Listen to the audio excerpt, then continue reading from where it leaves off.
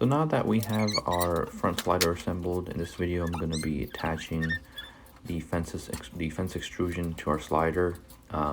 You'll see that the vertical 1x2 piece on the slider is a little bit longer than really what you need. So if it's your personal preference, if you want to leave it the way it is, it's fine. You can just simply attach the fence extrusion using the anchor connectors as I'm doing here.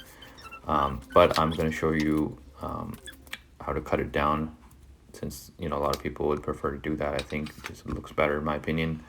So you can cut it down on a simple miter saw using a standard blade, and just make sure to obviously wear your proper PPE, safety glasses, gloves, all that stuff, because you are going to have some particles obviously cutting away, and then the extrusion does tend to get a little bit warm.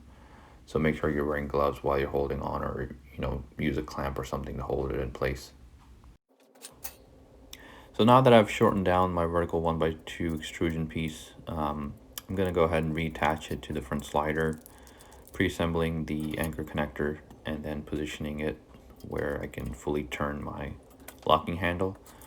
I do like to put just a simple clamp just to make sure that the vertical piece is flush with the horizontal 1x1 piece, and then once I do that, then I can fully tighten down my anchor connector screws.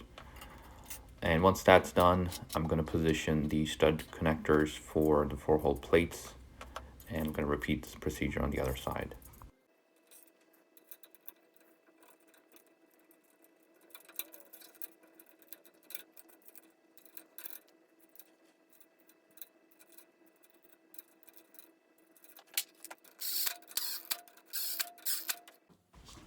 At this point, we're ready to assemble and attach our fence extrusion to the front slider. So with the anchor connectors pre-assembled, I'm going to slide that on to the front slider from the top.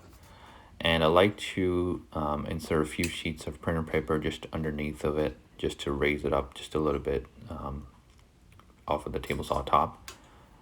And once I do that, then I'm going to go ahead and tighten down the top 2 screws for the top connectors. I'm not going to tighten them down fully, just enough so that I'm able to remove the fence from the rail and tighten down the bottom 2 screws as well.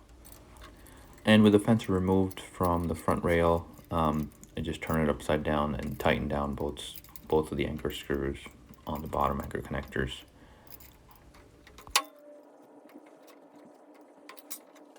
Alright guys, so at this point I have the fence anchor screws, all 4, 2 on the bottom and 2 on the top. All 4 are fully tightened down, and we have good smooth movement.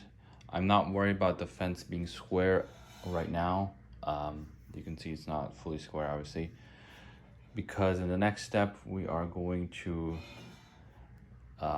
make adjustments to the position of these 2 pieces here, the bottom horizontal rail supports. We can move these in or out, and that will basically adjust the fence, turn it to one side or the other to make it fully square with our miter slot on our table saw. And at this point, if you wanted to, you could go ahead and install the cover that I provide for the top extrusion.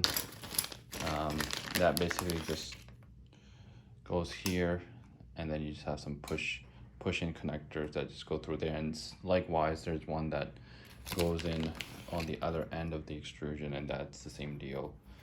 You just use the existing holes for the push-in connectors. So like I said, cutting this was pretty straightforward.